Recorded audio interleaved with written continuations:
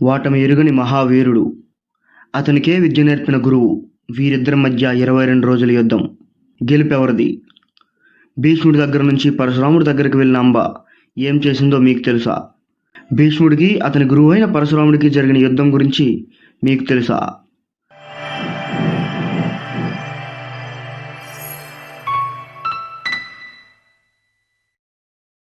Hi yours, welcome to the flow of Mahabharata కథా ప్రవాహంలోకి తిరిగి స్వాగతం.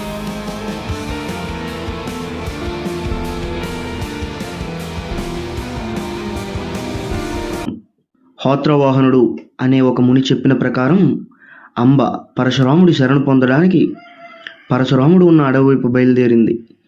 చాలా దూరం నడిచిన తరువాత ఒక భయంకరమైన కారాడవిలో ఓంకార శబ్దంతో, కండలు తిరిగిన దేహంతో, తెల్లని జటాజూటాలతో, తన ప్రక్కనే భూమిలో సగం పాతుకుపోయిన గొడ్డలితో, భయంకరమైన తేజస్సుతో ఒక మహాపురుషుడు అంబకి కనిపించాడు. అతనే ఒక రాజు తన తండ్రిని చంపాడు అనే కోపంతో 21 సార్లు క్షత్రియులపైన దండయాత్ర చేసి క్షత్రియుడు అనేవాడే నేలపైన లేకుండా చేసినవాడు. భీష్ముడికి విద్య నేర్పిన గురువు అతడే పరశురాముడు. ఆ పక్కన ఉన్న గొడ్డలే కొన్ని వేల మంది క్షత్రియుల ప్రాణాలు బలి తీసుకున్న పరశువు. అంబ అలికిడి విన్న భార్గవుడు కనులు తెరిచాడు. అతనిని చూసిన అంబకు కొంత భయం కలిగినా అది భీష్ముడి పైన ఉన్న పగ కంటే ఎక్కువ కాలేదు. పరశురాముడిని చూస్తూ శరణు మహాప్రభో అని అన్న మాట విని భయం వదులు, నీకొచ్చిన ఆపద ఏమి అని అడుగుతాడు.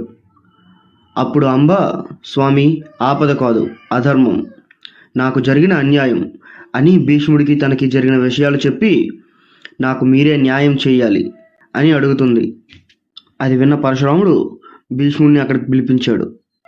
అక్కడికి వచ్చిన భీష్ముడు గురువు పాదాలకు నమస్కరించి, గురువర్య, నన్ను పిలిపించిన కారణం తెలుపగలరా అని అడుగుతాడు.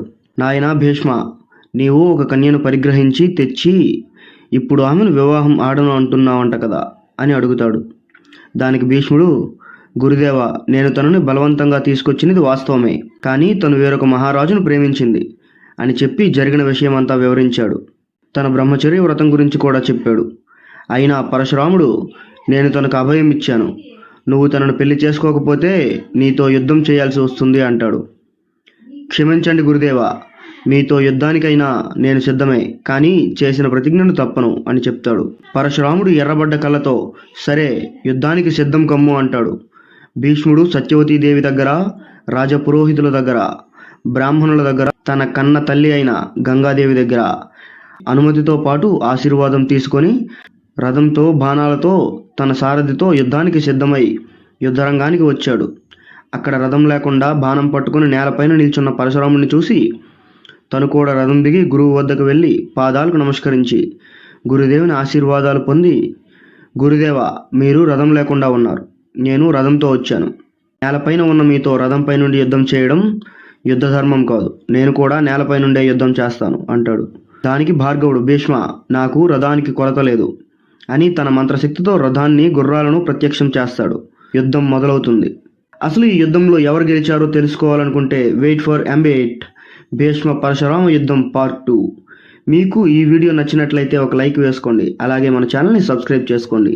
అసలు అంబకు భీష్ముడికి మధ్య ఏం జరిగిందో నేను MB3లో వివరించాను. దాని లింక్ కింద డిస్క్రిప్షన్లో చూడండి. గురు శిష్యుల మధ్య 22 రోజులు యుద్ధం ఎలా జరిగిందో, ఎవరు గెలిచారో నెక్స్ట్ ఎపిసోడ్లో తెలుసుకుందాం. సైనింగ్ ఆఫ్ ఫిలోమిత్ ఖా.